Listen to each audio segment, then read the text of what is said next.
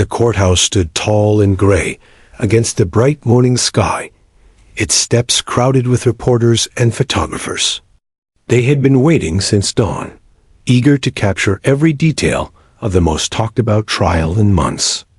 Camera shutters clicked as lawyers, witnesses, and curious locals filed in. The air buzzed with anticipation. Inside, the courtroom was packed.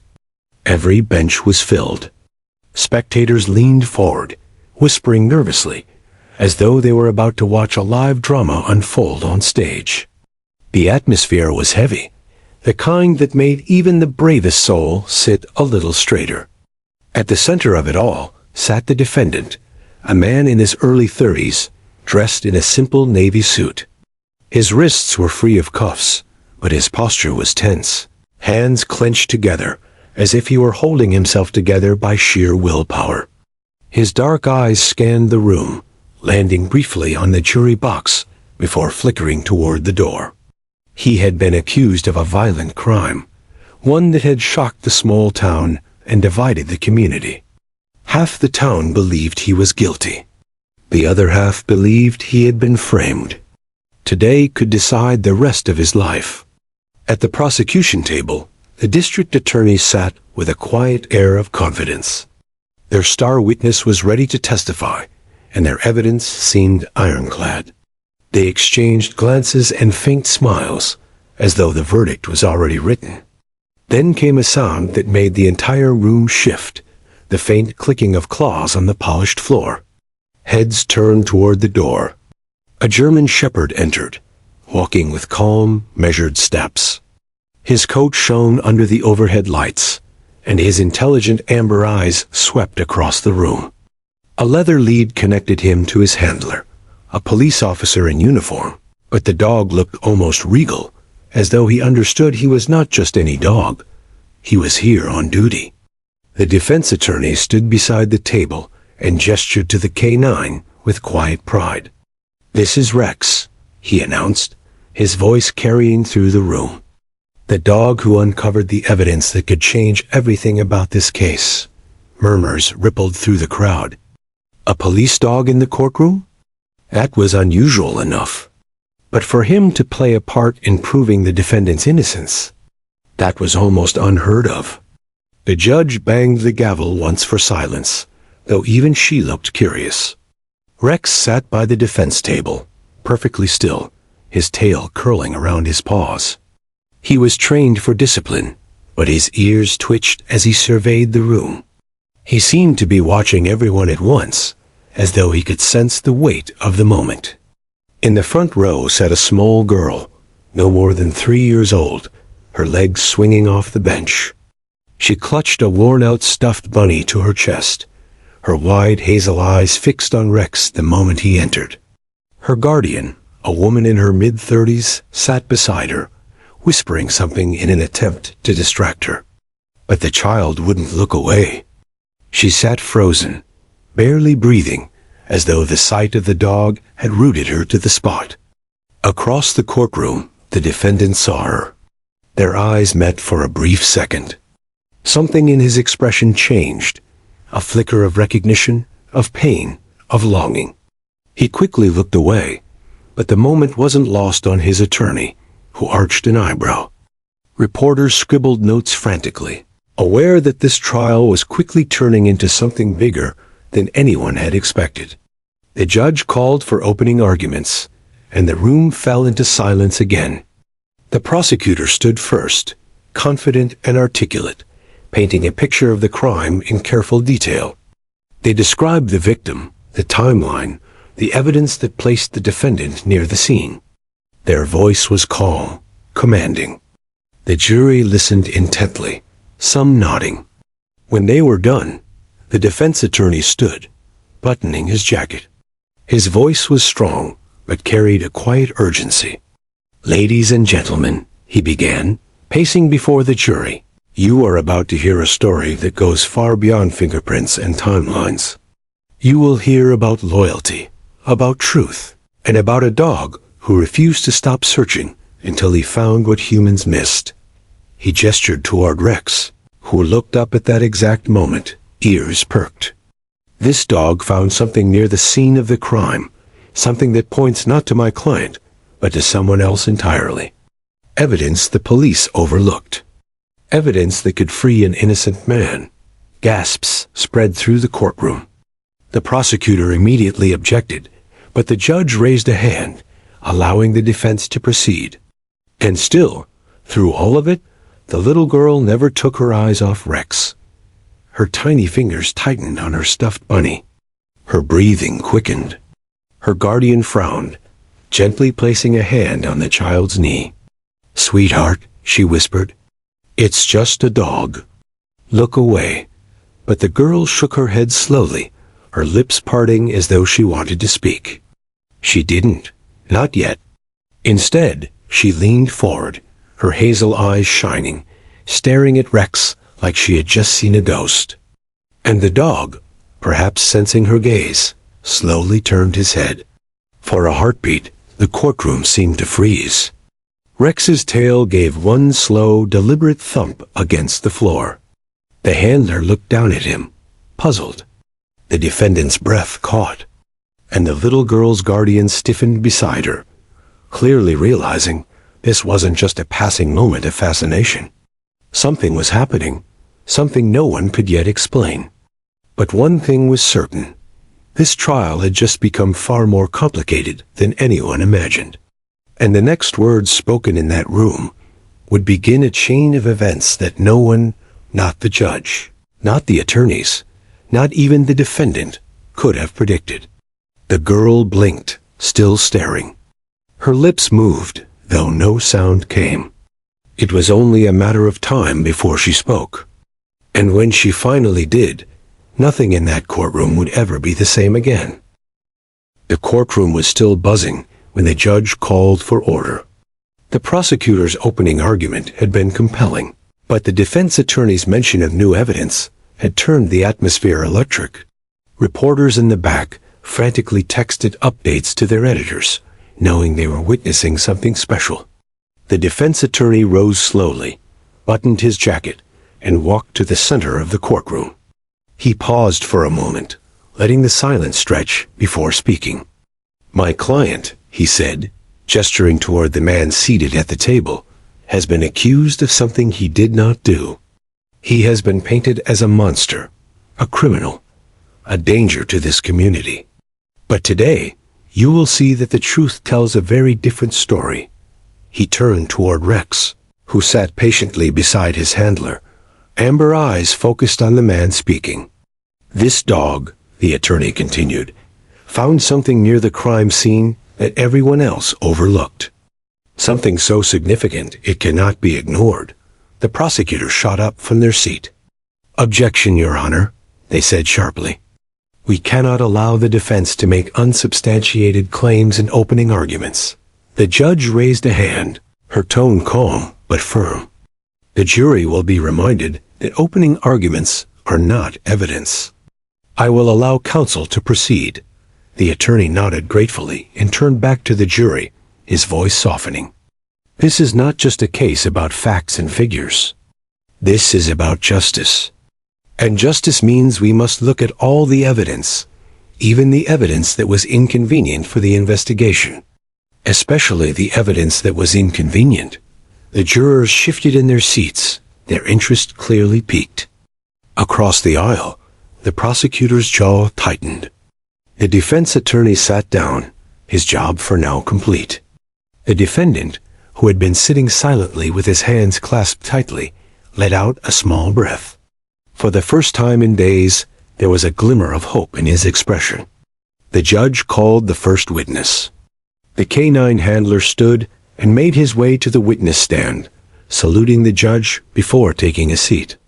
"State your name and occupation for the record," the prosecutor instructed. "Officer Mark DeWitt," the handler replied. "I'm a K-9 officer with the county sheriff's department. This is my partner, Rex." The German shepherd remained seated, but lifted his head proudly, as though he understood he was being introduced.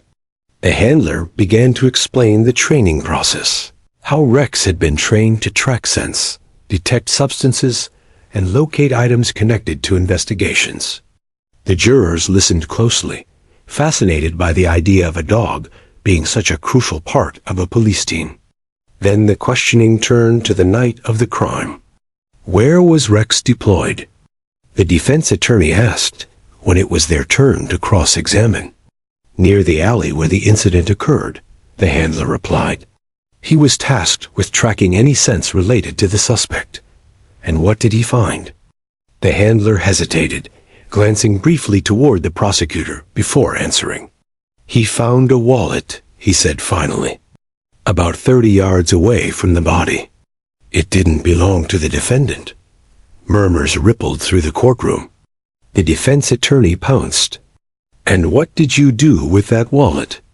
It was logged as evidence, the handler said carefully.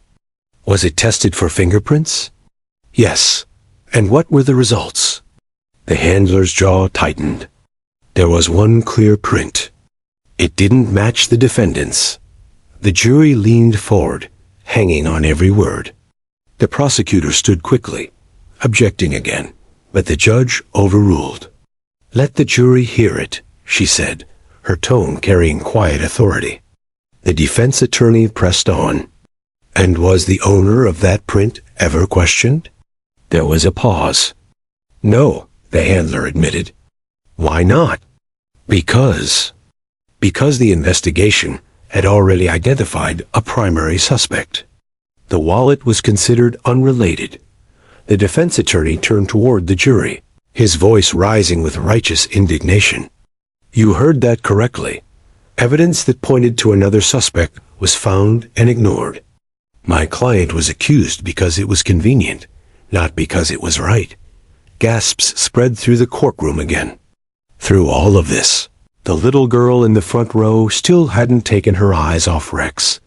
Her guardian shifted uncomfortably, noticing how still she had become.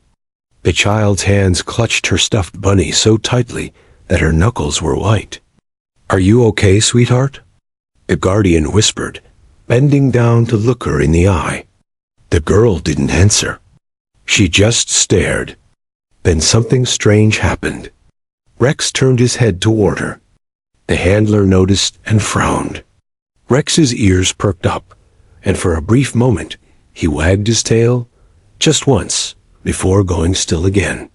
The child's lips parted. The guardian's heart skipped a beat. But before the girl could say anything, the judge called for a short recess, allowing everyone to stretch and gather themselves. As people stood, reporters hurried toward the hallway to phone in updates, and lawyers whispered hurriedly to their clients. The little girl remained seated, still staring at Rex, her chest rising and falling quickly. The defendant glanced at her again, his throat tightening. He recognized that look.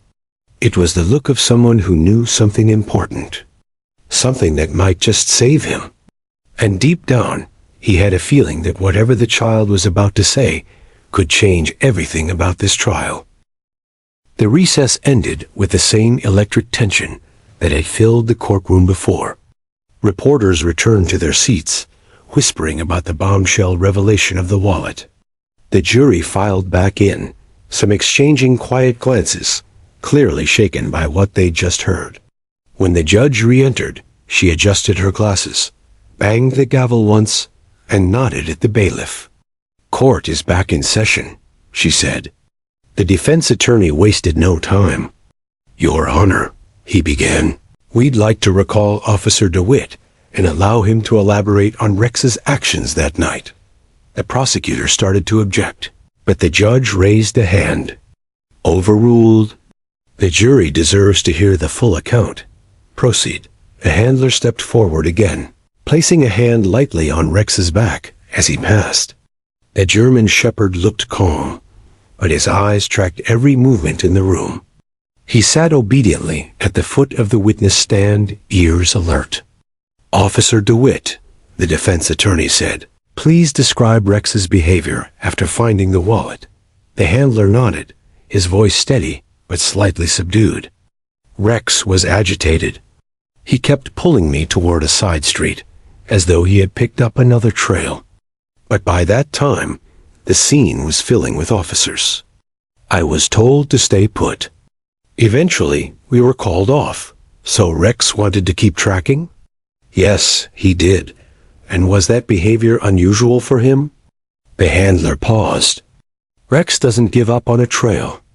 If he pulls, it means he's onto something. In my professional opinion, he wasn't done that night. The jurors exchanged glances, murmuring softly. The defense attorney let that hang in the air for a moment before turning toward Rex. Would you say he seemed distressed? Yes, the handler admitted. He whined, which he doesn't usually do unless something's wrong. At that moment, something shifted. A small gasp came from the front row. All eyes turned to the little girl. She had been sitting very still, clutching her bunny, but now she stood on the bench, her tiny hand pointing straight at Rex. The room fell into stunned silence. Order! The judge barked, but even her gavel couldn't break the spell of the moment. The defense attorney blinked in surprise. The prosecutor frowned, confused. The handler looked down at Rex, who now had his gaze fixed on the child. For the first time all morning, Rex's tail wagged more than once, slow, rhythmic. The child's face was pale, her lips trembling. Her guardian tried to sit her back down, whispering frantically, "Honey, not now. Please sit." But the girl wouldn't move. Instead, she pointed harder. Her voice caught in her throat as she tried to form words. The bailiff took a step forward, uncertain whether to escort the child out or let her speak. The judge's curiosity got the better of her. "Bring the child forward," she said gently. Gasps rippled through the courtroom. The guardian hesitated, her eyes wide with fear, but the judge nodded reassuringly. "It's all right. Let's hear what she has to say." The girl was lifted down from the bench. Her small shoes tapped against the floor as she walked hesitantly toward the front of the courtroom, still clutching her bunny in one arm. Rex's body language changed completely. His ears perked. His tail began wagging in slow, steady beats. He shifted his weight forward slightly, almost as if he wanted to meet her halfway. The handler's eyes widened. "He knows her," he muttered under his breath. The defense attorney heard it and turned sharply. "What did you say?" But before the handler could answer, the little girl stopped just a few feet away from Rex. The room was so silent that even the faint hum of the air conditioner seemed loud. The girl's chest rose and fell rapidly.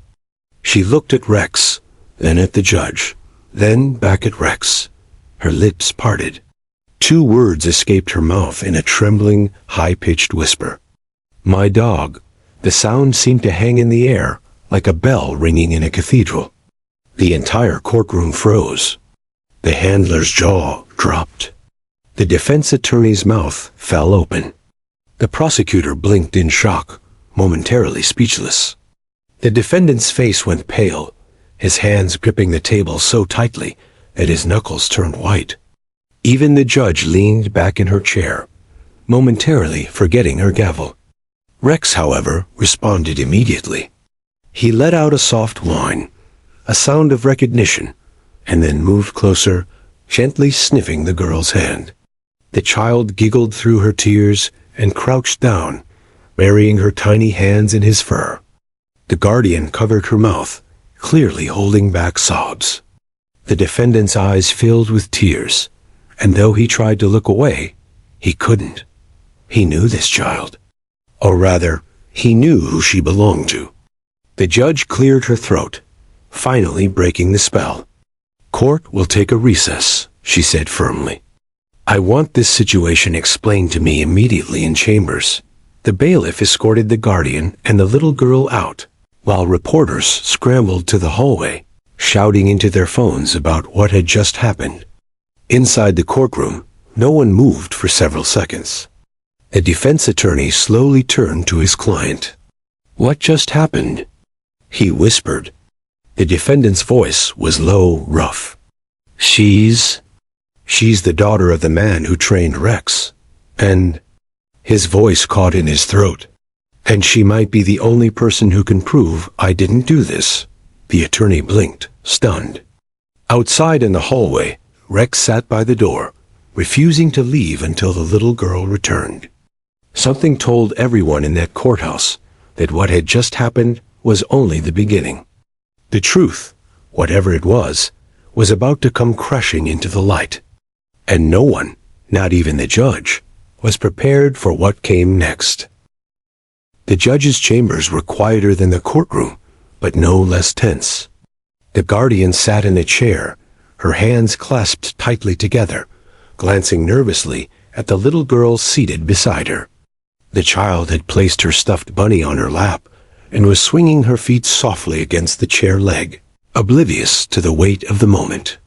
Rex lay on the floor near the door, head resting on his paws, eyes fixed on the girl. He hadn't stopped watching her since she walked into the room. The judge sat behind a polished oak desk, looking more human now, less like the intimidating figure who ruled over the courtroom.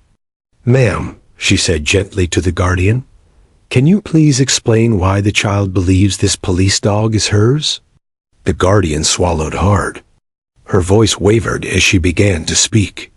"Your Honor," she said quietly, "her father was Officer Daniel Price. He was a K-9 handler. Rex was his partner." The judge's brows furrowed. "Officer Price?" "Yes, I remember the report. He died during a disturbance the same night this crime took place." The guardian nodded, her eyes glistening. "She hasn't seen Rex since that night. We were told the dog was reassigned." At the mention of that night, the defendant stiffened. He was standing near the back with his attorney, but his eyes were locked on the girl, pain written all over his face. "She remembers him?" the judge asked. "She was very young, but yes," the guardian said. "And she never forgot Rex. We didn't expect to see him today. We didn't even know he'd be here." The judge glanced at the handler, who stood near the wall, looking visibly shaken. "Officer DeWitt, is this true?" "Yes, Your Honor," the handler said reluctantly. Rex was Officer Price's partner. They were inseparable. When Officer Price died, Rex refused to work with anyone for weeks. It took a long time before he bonded with me. At those words, Rex lifted his head as though he understood what was being said. His tail thumped once against the floor. A child slid off her chair and crawled toward him, hugging his neck. Rex let out a low, soft whine, licking her face. Even the judge had to look away for a moment. The emotion in the room was almost unbearable. The defense attorney cleared his throat. "Your Honor, with your permission, I'd like to ask the child a few gentle questions. I believe she may have information relevant to this case." The guardian hesitated, looking torn, but the judge nodded. "Proceed. But keep it brief." The attorney crouched down so he was at the child's eye level. "Sweetheart," he said softly, "can you tell us why you said Rex is your dog?" The girl sniffled, wiping her nose with her sleeve.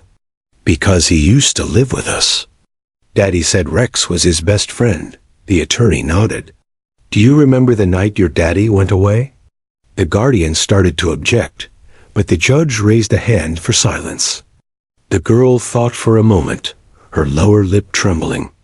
"There was a loud noise," she said finally. "Rex barked a lot. Daddy told me to stay in my room. Then he left. Rex wanted to go with him, but Daddy told him to stay with me." The room went still. "You stayed with Rex?" the attorney asked gently. "Yes," she whispered. "He sat by my door all night. Then, in the morning, police came. They took Rex away. Daddy never came home." The attorney glanced at the defendant, whose jaw was tight, tears threatening to spill. "Did Rex act strange that night?" the attorney asked. The girl nodded. "He barked and scratched at the door a lot. He wanted to go outside. He was really scared." The attorney turned to the judge. "Your Honor, I believe this confirms that Rex witnessed something, or at least heard something that night." His behavior that evening and his reaction today are critical to understanding what really happened. The prosecutor, who had been silent until now, finally spoke up. "With respect, Your Honor, this is turning into a spectacle. The child is too young to provide reliable testimony." The judge shot them a sharp look. "And yet she seems to have remembered enough to identify this dog in a room full of strangers." "That's significant." The prosecutor pursed their lips, but said nothing further. The judge leaned back in her chair. "This court will reconvene in 30 minutes. I want the dog brought in for a controlled identification procedure when we return. If Rex's behavior points to another suspect, the jury deserves to see it." Everyone filed out of chambers slowly. As they stepped back into the hallway, the guardian crouched down beside the child. "Sweetheart, you did so well," she whispered, hugging her tightly. The defendant watched them from a distance, his heart pounding. The girl looked so much like her father, a man who had once been his best friend. If what she remembered could help clear his name, then maybe there was hope after all. Back in the courtroom, the mood was very different. The jurors whispered among themselves, clearly shaken by the revelation that Rex belonged to the daughter of the fallen officer. Reporters typed furiously, headlines already forming. "Officer's daughter identifies. Police dog in courtroom. Trial takes dramatic turn." When the recess ended, Rex trotted back in and took his place at the defense table. But this time, the room was watching him differently, not just as a tool of the investigation, but as a witness in his own right. The little girl sat straighter in the front row, her eyes fixed on him, and the defendant couldn't shake the feeling that everything was about to change. The truth was coming, and it would not be quiet. When the court reconvened, a strange energy hung over the room, something electric, expectant. The jurors returned to their seats, whispering among themselves until the bailiff's voice called for silence. Rex entered first, walking beside Officer DeWitt. His nails clicked softly against the courtroom floor. He glanced at the girl sitting in the front row, tail swishing once before he moved to sit obediently near the witness stand. The defendant stood tall at the defense table, his face set in grim determination. He had been waiting for this moment, praying the truth would finally surface. The judge surveyed the room. "This court will now proceed with the requested identification exercise. Officer DeWitt, please bring the K9 forward." DeWitt nodded, kneeling beside Rex. "Ready, boy?" he murmured. Rex's ears perked. The defense attorney stepped forward. "Your Honor, with your permission, we would like to conduct a controlled scent lineup. Rex has been trained to identify suspects by scent memory. He was present at the scene of Officer Price's death. If there was another person involved, his behavior may point to it." The prosecutor frowned, but said nothing. The judge nodded. "Proceed." 5 volunteers, all dressed similarly, were brought in and stood side by side across the courtroom. Each was given a piece of gauze to hold, so that Rex could pick up their scent. Among them, at the far end, stood the lead prosecution witness, the man whose testimony had put the defendant in this courtroom. The room fell completely silent. Officer DeWitt gave the command, "Seek." Rex sniffed the air, nose twitching. Then he moved slowly down the line, tail stiff, body tense. He sniffed the first person, then the second, then the third. Nothing unusual. When he reached the fourth, he froze. His hackles rose, and a deep growl rumbled from his chest. The witness visibly flinched. "Alert!" DeWitt called out. Rex barked sharply, sitting back on his haunches, but keeping his eyes locked on the witness. A collective gasp rippled through the courtroom. The jurors exchanged shocked glances. Even the prosecutor's face paled. The defense attorney stepped forward. "Your Honor, this is the state's primary witness. The dog has just identified him as the person connected to the crime scene." I request that his testimony be immediately reviewed. The witness shifted uncomfortably. That dog's wrong, he stammered. He's just reacting because I've been near him before. But Rex wouldn't stop barking. His body language was clear. This was the man. The judge banged the gavel. Order! Order in the court! The defendant watched with wide eyes, his heart thundering. This was it. The judge turned to the prosecutor. Counselor, I think we need to hear from your witness under oath once more, and this time, very carefully. The man was sworn in again and sat on the stand, sweat glistening on his forehead. The defense attorney began his questioning. Mr. Harlow, you testified earlier that you saw my client leaving the scene shortly after Officer Price was shot, correct? Yes, the witness said, his voice shaky. And you also testified that you never entered the scene yourself? That's right. The defense attorney held up a photograph. Then can you explain why Rex, who was there that night, just singled you out as being connected to what happened? He has never falsely alerted in his entire record as a K-9. I don't know. Harlow sputtered. The defense attorney leaned in closer. Mr. Harlow, were you involved in what happened to Officer Price? Harlow's face crumpled. I didn't mean for it to happen. He shouted suddenly. The courtroom erupted. The judge slammed the gavel. Silence. Harlow buried his face in his hands. We just wanted to scare him, he cried. He kept getting too close to what we were doing. But then the gun went off. It wasn't supposed to go off. The jurors sat in stunned silence. The defense attorney's voice was calm but cutting. So you admit you were there the night Officer Price was killed? Yes, Harlow said, his voice cracking. But your client didn't do it. He tried to help. He tried to stop us. The prosecutor's jaw fell open. The defendant closed his eyes, relief flooding through him. At last, the judge exhaled slowly, then turned to the prosecutor. I think the state has a problem with its case. The prosecutor stood, visibly shaken. Your Honor, in light of this testimony, the state moves to dismiss all charges against the defendant, pending a further investigation. The gavel struck. So ordered. The room exploded into murmurs as reporters rushed to the door.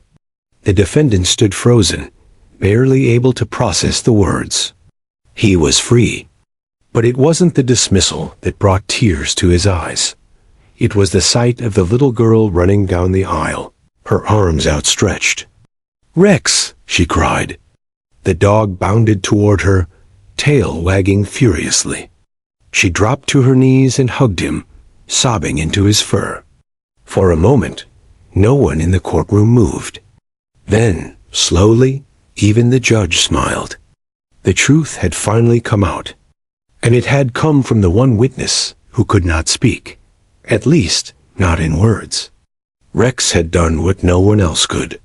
He had given a fallen officer's daughter the justice her family deserved. And he had given his old partner's friend his life back.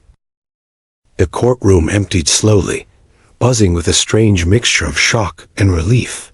Reporters crowded the hallway, cameras flashing as they tried to catch a glimpse of the defendant, the little girl, and Rex. But inside, for just a moment, there was peace.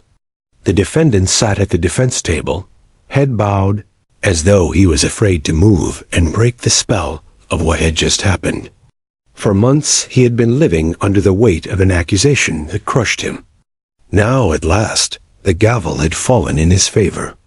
Officer DeWitt unclipped Rex's leash and let the dog trot over.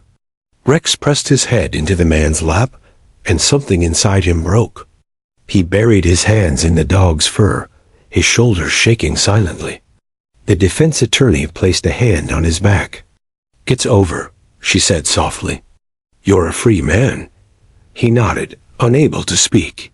The guardian approached, holding the little girl's hand. The child looked at him shyly, her stuffed bunny clutched to her chest. "Are you Daddy's friend?" she asked softly. He swallowed hard and nodded.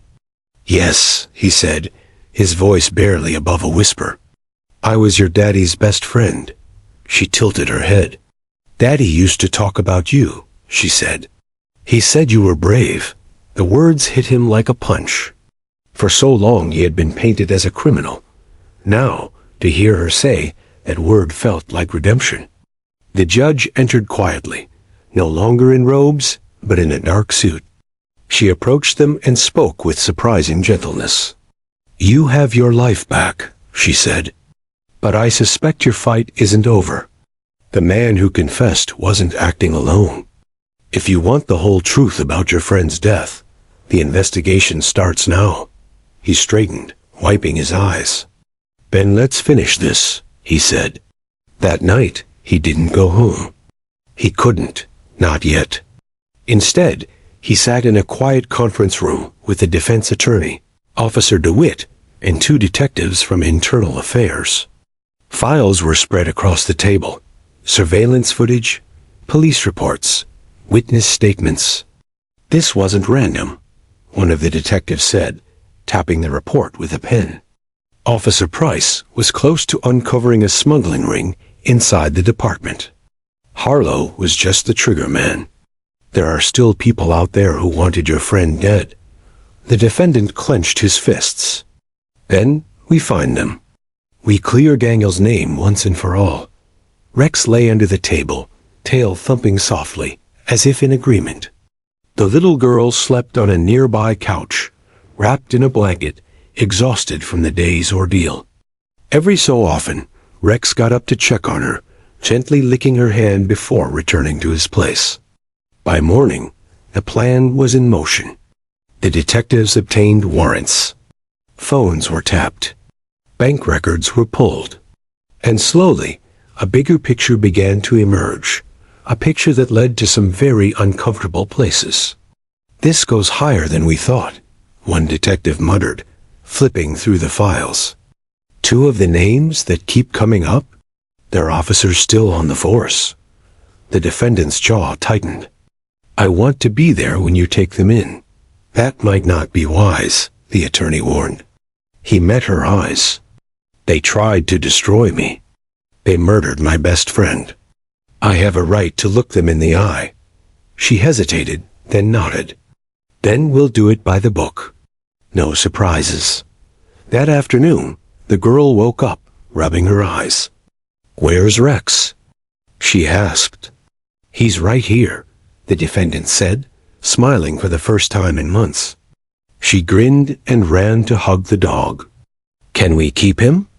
She asked suddenly. Officer DeWitt hesitated.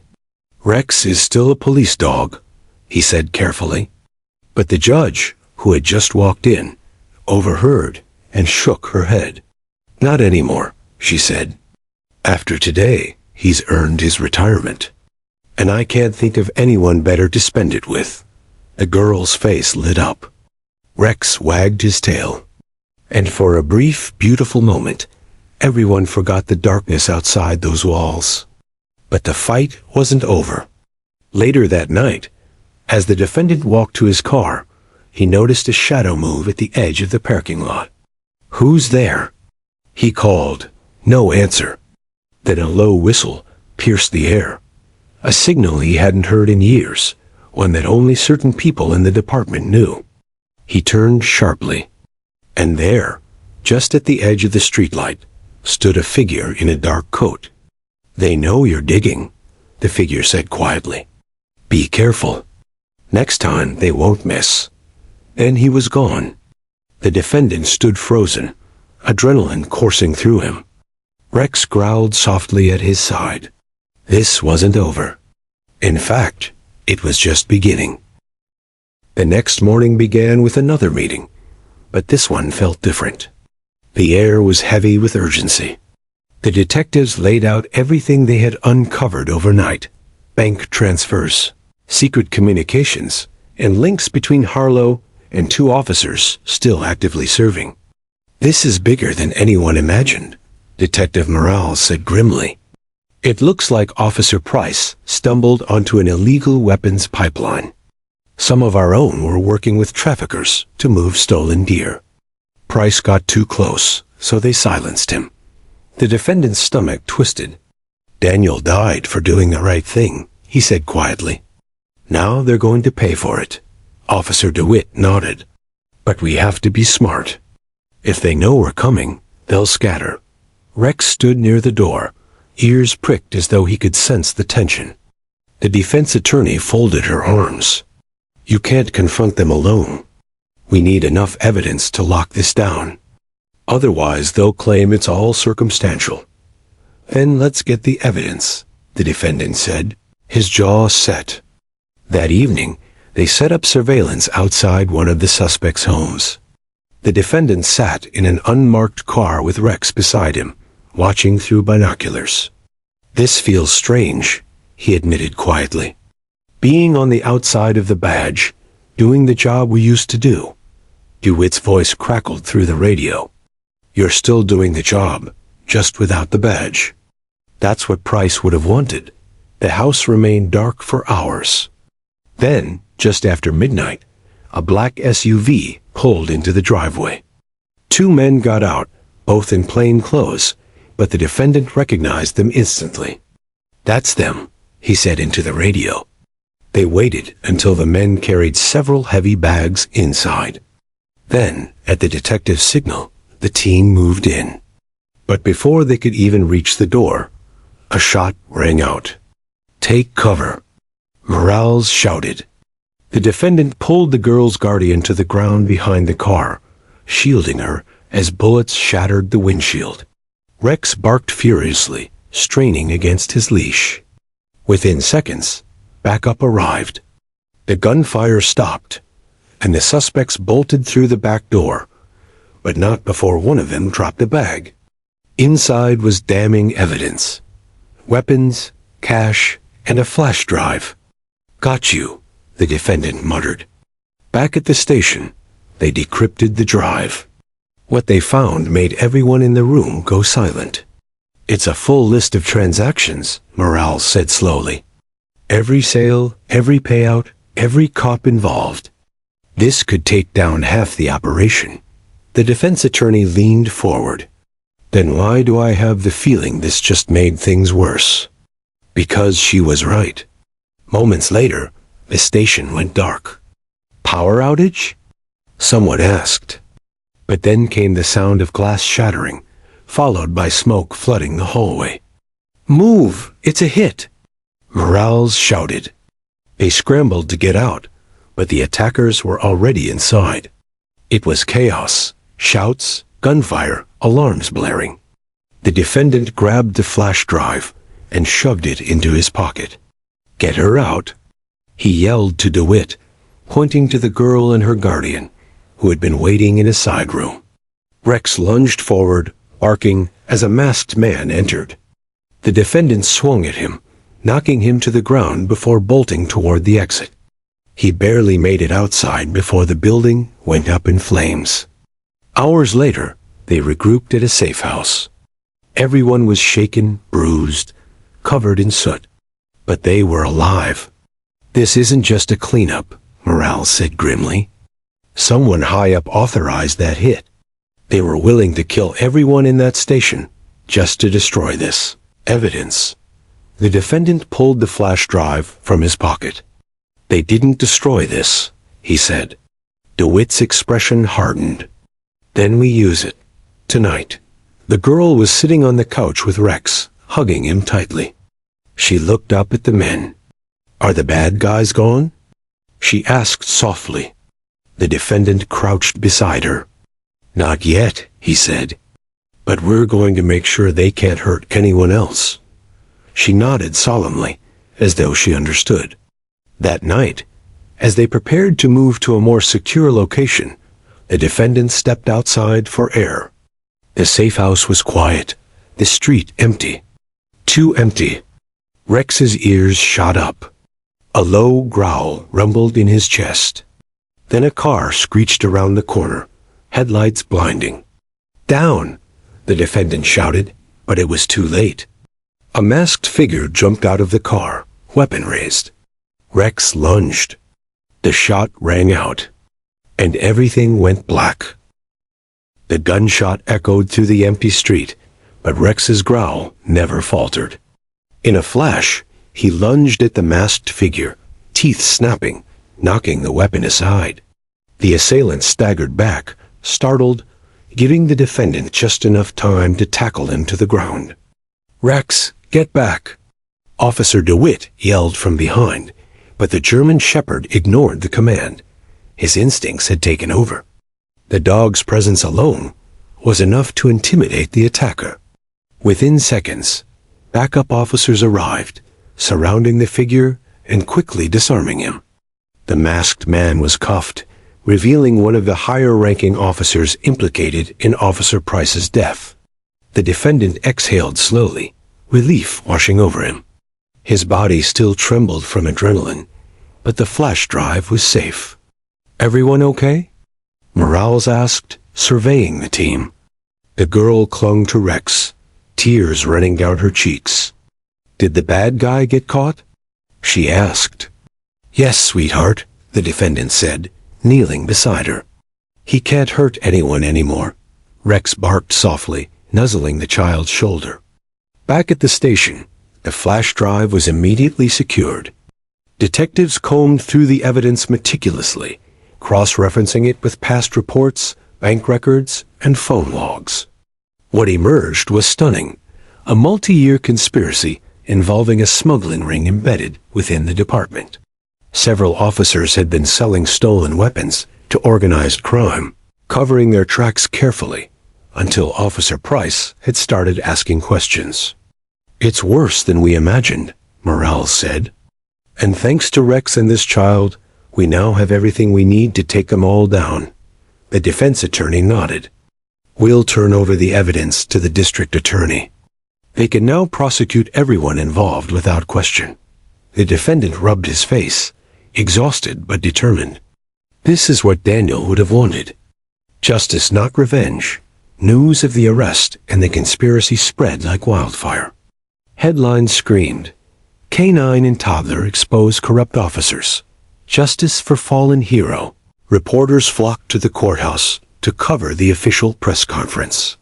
The defendant stood at the podium alongside Officer DeWitt, the little girl, and her guardian. Rex sat proudly by their side, tail wagging. The district attorney addressed the crowd. "Thanks to the bravery of a young child and the impeccable instincts of a canine, we have uncovered a criminal network within our department. These officers will face justice, and no one will be above the law." The crowd erupted into applause, cameras flashing, people cheering. The little girl hugged Rex tightly, whispering something in his ear. The dog wagged his tail like he understood every word. Weeks later, the courtroom where the trial had begun felt almost sacred to those who had survived it. The defendant returned to thank the judge personally. "Your Honor," he said, voice steady, "I can't thank you enough for allowing the truth to come forward. Without your patience and understanding, none of this would have been possible." The judge smiled. "You fought hard for justice. Remember, though, it was more than luck. It was courage, teamwork, and the willingness of people, young and old, to speak the truth." Rex rested at the defendant's feet, and the little girl waved at the judge, smiling shyly. "Thank you," she said softly. For believing him, the judge nodded, her eyes misty. "Thank you for showing everyone the way." Life slowly returned to normal, but things were forever changed. The defendant had been exonerated, his reputation restored. He dedicated himself to helping other officers wrongfully accused and began working alongside the K-9 unit, mentoring new handlers. Rex officially retired and became the little girl's companion. They were inseparable, a living tribute to Officer Price and his heroic legacy. The girl, inspired by the events, began attending school programs for police awareness and animal training. Her bond with Rex grew stronger by the day. She would often whisper to him, telling stories about her father, and he would nuzzle her in response, as if he understood every word. One quiet evening, The defendant visited the grave of Officer Price. He knelt beside the fresh flowers and whispered, "We did it, buddy. Justice was served. Thanks to you, your daughter, and Rex." A breeze rustled through the trees, and for a moment, it felt as if Daniel Price was there, smiling, proud of the lives he had touched even after his death. Behind him, Rex sat quietly, head tilted slightly, ears perked. The little girl held his paw, giggling softly. Together, they formed a family bonded by loss, courage, and loyalty. Months later, the district attorney closed the case. Harlow and the other corrupt officers received lengthy sentences, ensuring they could never harm another soul. Community programs were set up to honor Officer Price's service and sacrifice. Rex received an award for bravery, the first K-9 to be honored alongside a civilian in the state's history. The defendant looked at Rex and the girl one morning, smiling. "Who would have thought a K-9 and a 3-year-old could save my life and uncover a conspiracy that powerful?" The little girl laughed. "I knew Rex would help," she said, hugging him. The defendant knelt, wrapping his arms around them both. "And I'll be forever grateful. You two are heroes in ways most people can't even imagine." Rex wagged his tail, licking both their faces, as if agreeing wholeheartedly. The courthouse, the courtroom, the investigation, all were behind them now. The future was theirs to write. And as the sun set over the city, the three of them, man, child, and dog, walked away together, a symbol of courage, loyalty, and the enduring power of truth. The case was closed. Justice had been served. But more than that, lives had been healed, hearts had been mended, and a bond forged in tragedy had become a family. And the story of the 3-year-old, the K-9, and the exonerated man would be told for generations. A reminder that sometimes the smallest voices and the most loyal hearts could change the world.